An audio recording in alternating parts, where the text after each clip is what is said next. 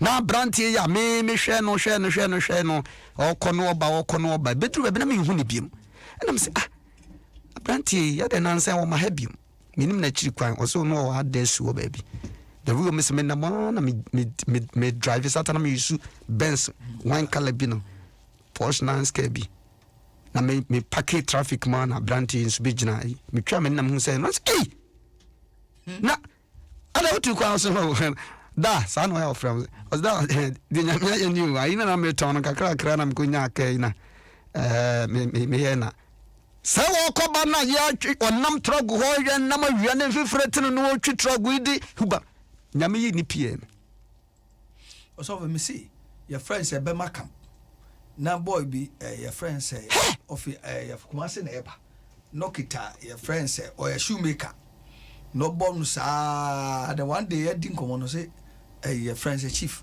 ade am ye won me ya bobo ade we na makoye container kese na maja na me tra container no kra na we me boko nko isa na bonko ko asika me nya wo na container bi boy no kwa osofo jai na wo abruchiri ebia wo ninkrata wo dodge wo no bi kasa o se ya me yiwa ma wo ninkrata I am shishie bi atoso nyame de wusie one day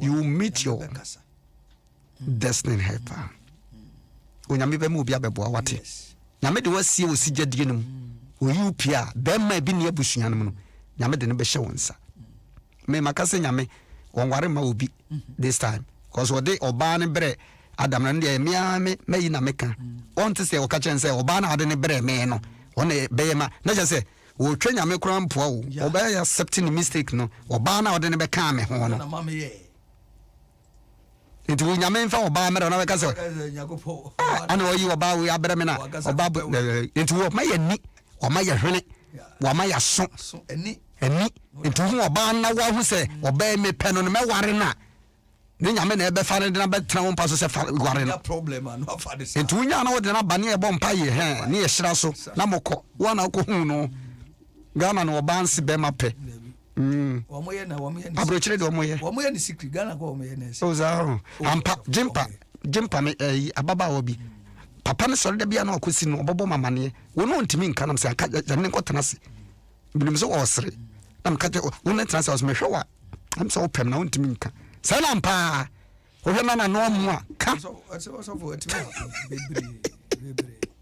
bebre via na ba ma etimi nka no aka w ye fasima besa mi no mi samom paye yenim de sese bia nyame de obi asie wodwane akoto awurade agene de na asie na waresem enense nyame jinkofo bebre a yade wo ma asie a ne ekoso wo wiase ebi twense kan ebi kumtuo ebi no mu twitio se nyame amfa yansia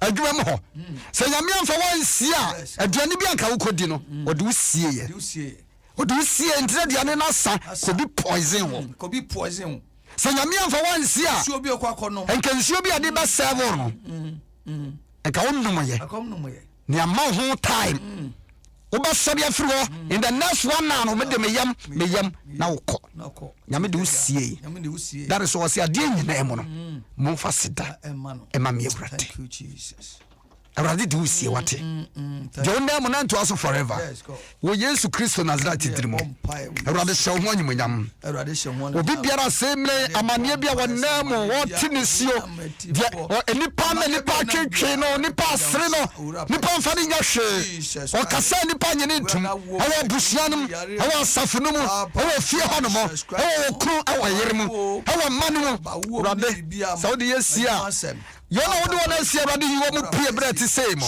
na tamfo hu no Awurade wodi David sie ye wodi Moses sie ye na Awurade sa tam no Abraham Moses pie ye no eni pe hu je wodi ne beyo Abraham Moses pie no wo man sanchira ni dinachi wo Abraham wo shaw ho nyam e David abrabom no na tamfo nyina hu David yankune ntamfo ne mo David hu se wo de na sie no wo yina pie Awurade na no pai ya baba wo bi pie ya brantie bi pie you continue bi pie they will continue mo they will sit down they go for bi teta no they will be a promise o kono sa se kwa so longas for bi kokono Awurade fa de sie o Yesu Kristo de mo Papa for say na proprietor ade o de happy edru bi o de sia yes God o ma ya tai pai na baby ye kɔ no ye delay because ye kɔ ye nimu a o tamfo no o peye kuyen wutimi de yesie na ka bia says baby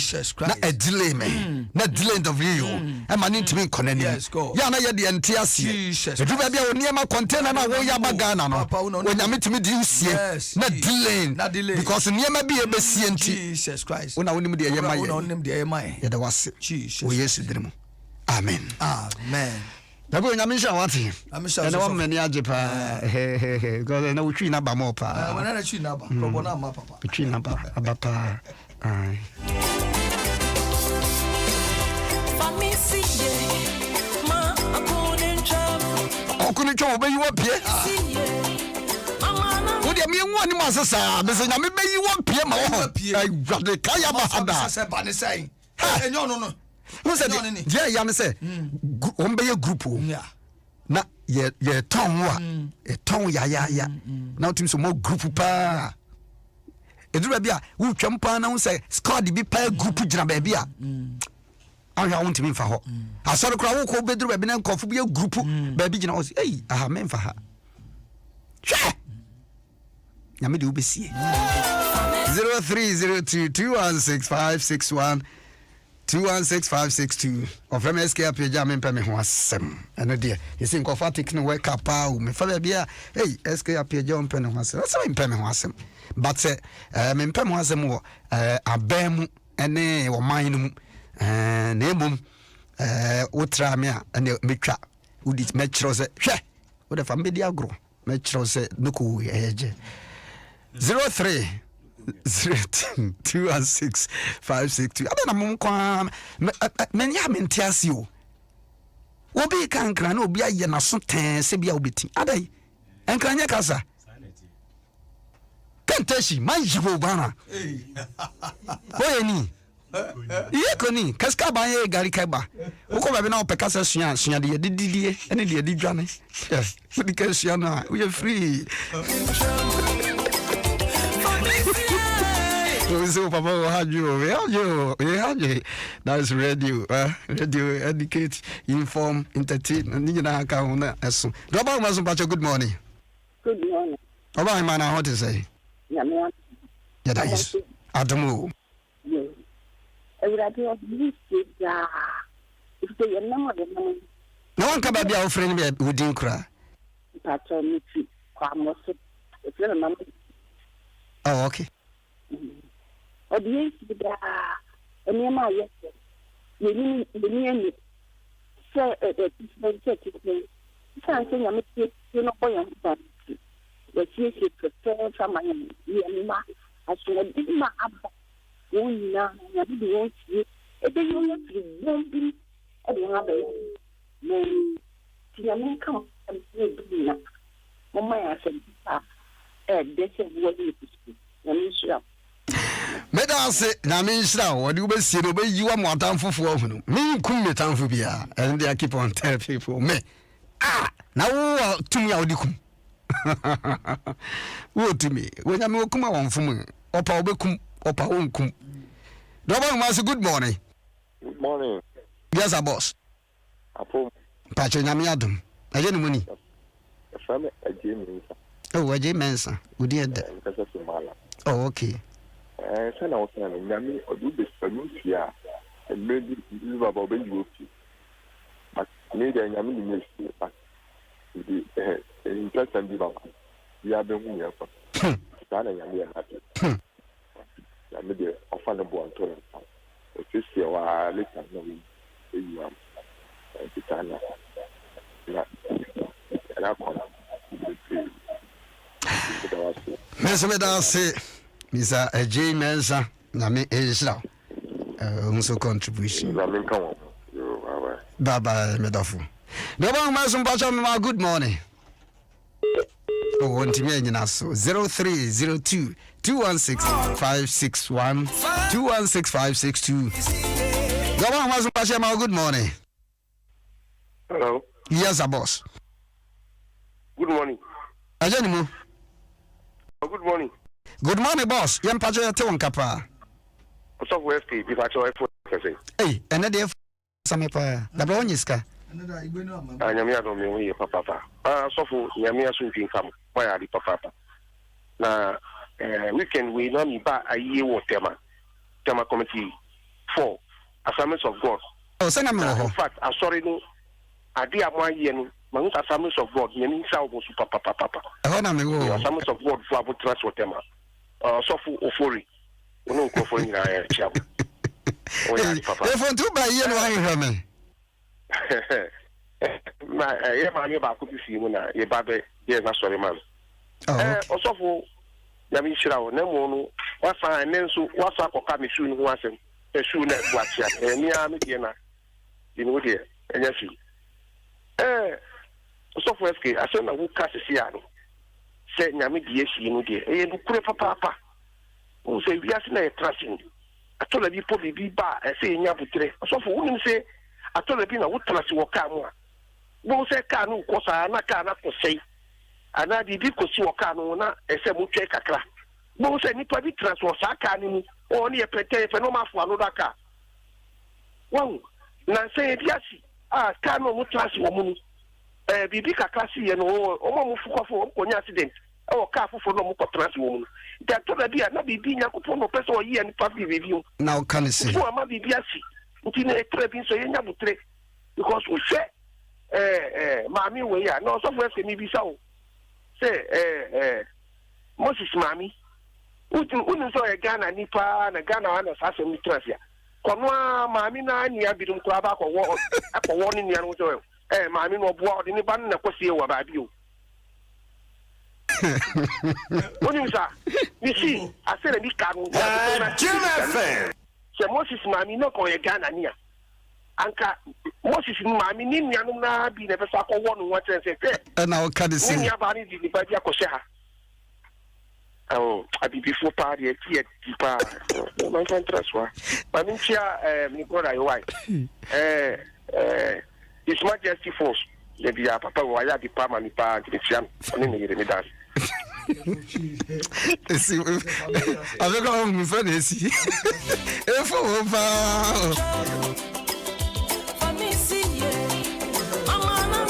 Adom 106.3 na uti. Doba some passion. Good morning. Good morning, Osofo. Now what to say? Yeah, me Adom. Na monso. Nyanko Adom. Kofi bed ya sama kasi zumanda. Okay. The Yakopon na fine ya chewacho. Na odi nipa tibisi na oyi ni mepemu asisi. Osanse kama Moses maame enyimo na Yakopon nim de Moses baba ya wasase so. Enti na mbe no suye no. Say owo no na say odi mi sie ana fa kwan bi so. Ese le be na mbe no be so a Yakopon be yusu no. Nti Yakopon de osiesie nipa na mrepa mu no wayi na pie de na ye na ade. Ya men ka mo ho. Yes, when that's a nyame insurance so of which you also the abacount contribution. Thank you. Good morning. Good morning, sir. What you know how to say? Oh, yes, what you mean. Pajoti Yamazama, you did to your phone. Hey, at some idea, I can see a pa, Yamanqua, Miss Regana Mina. Mumia, Chiatem, we Pacho, a Fleming Acre, because every day could do the West. Say, Yankopon, one for 1 year, what means is you. As a Yamicha Jumano, Yankopon, I am not the Yankusi, and not the Abbatre. I will check Papa and the Papa. Don't be horses a day at Betia, is soon the Kaimba. Yamia Japanese, Mummy and Fasim with Yipa, who check a banza, and Sana the Kiamba. And I'm not here, baby, and Passia didn't see it. at all costs. Also tobels 4x4 them. Oh, and then Mrantia ni omo ye no. Me serious Ghana nyina Mrantia Mayiwa. I want you to be bansa de paba wai. Soon be bansa na osidiaba. Mom ye moye pray ye. Ye ntwenya me anim. Amen. Me dafi. Hey. Enkola nkete. Very ombasi adin basi o. Enyo no ne happy work aso no. Osa kwada nti se yi no aka che obi se meye akwada kitwa. Opese oba wia asa na wanante opese nante asa na wia. That's how it's happening. Into obeti na we akọ we wakọ. Wo Nyankopon die mu kra e process wo be wakola akora no be da ho a eduru ba bi na wo de na tena se na wo de sumia ato na chi na wo tetewo kakra e be duru ba bi na afia akora na asase se wo wia no kotodwam kakra adene Nyankopon ko mo straight out pia na wo nante no nante e bo e process so wo bi no agina na ne tata so e process ba ye no ye mpese be fa process Nyankopon process ni so we are pese ye buy ya na ke anya e ba sa wo hwe ya wo yire ede wo bi wo classmate be twa wo mpo asema se oni ko school kra hwe wo nua ikura mpo hwe ba bia wo du hwe wo sister hwe ba bia wo du osofo be ma etimi happy obi timi ka che ni kru se wo du sorry am fa mpie na wani ni ye pie ni adam wane me why o pese ko ji wani me why e say your fa kwan so na etimi agi ni me fa me last call na yen sorry so na fa contact no so to yina wonso nyame ahira wo opampa mo ampa na wode enyini saa no me sha na check in saa papa eda be empire okay baba ma good morning baba ma so good morning hello asum jinkan mu fa jo bin kan so oba hima na ho free hina odini papa mpacho me frefi ukugba o frem mata dance ara ya kwa pimi mpacho yo kwa pimi me do me de awunim se erade mfa yensia ankenye nti erade odi yensie na ni nyina mu ne yeda na se sa abre ne do nyina odi yensie omo ye ho ban no fa ye nsie sa adom ninti amen amen ara me do say promise what's me san do ba mo me do twato good morning hello boss good morning what is my back boneta mama yo me dasi me ready ni dada ticho samankase oh okay nyame e de Moses tie e di nyuma odi Yesu Kristo sie e di ni di nyuma esan se eni so adi hu a na wo Nyankopon eni so ma se nipa no na se odi usie ba enemre mi na mafo ye ni otwen hu ene ya de atwen ye pentem ene ni a ye huni ti ye beda mo ase o nsempa mo de abre ne anopai ye ka se nyame shram na minchia mi ta nyu ene ni na Meso me da se do e am to me trans ya won say the real this year na 22 years multimedia ewa 22 years emu akontwa emu nsu eto anadwo soriye wo soriye wo so utimi wo manyina nso be sori because wo dware ne ade ne yi no wo disturb wo mo nso na ena fomo so bia wo ti from suhu me sorry your friends at 2:00 SM bomb pie kakra ansana me ko dware me ko we o ka saya asa bija wo dey say ka no dey ne say da be say me dey na no na ko bi obi abom nyame de mi sie but nyame adom o do sie o de mi sie ka tanka twifa so aka twifa so gas twifa me nyina ba nyame de mi sie the real o dey sie da o because that it is me abrantie bi bom puni mpu ko na mgu abi say wo no suro mi suro no ye nyina ye nipa o fa he Yesu du ba bi wo nwane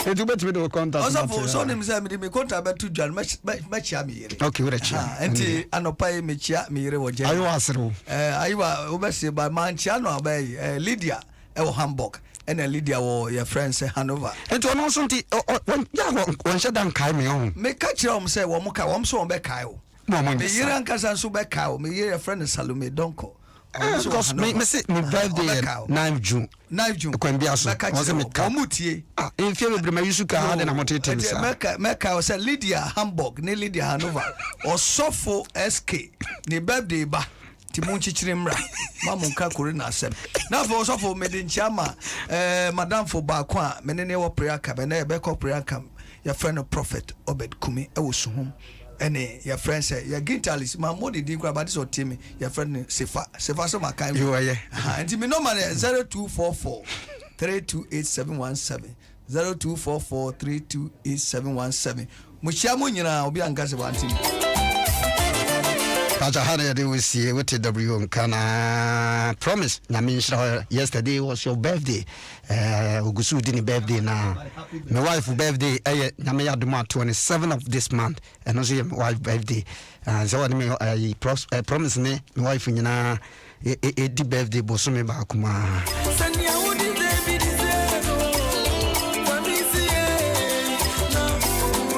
Over so, I make us out with me a friend 0245. And I said, with the Mamfa Wima 0244 27 8545 027 0244 27 8545 0244 27 8545 or from S.K Appiagyei. I'm in Penhasam and I'm in Share Committee for Central Assembly of God. Thank you. God bless you.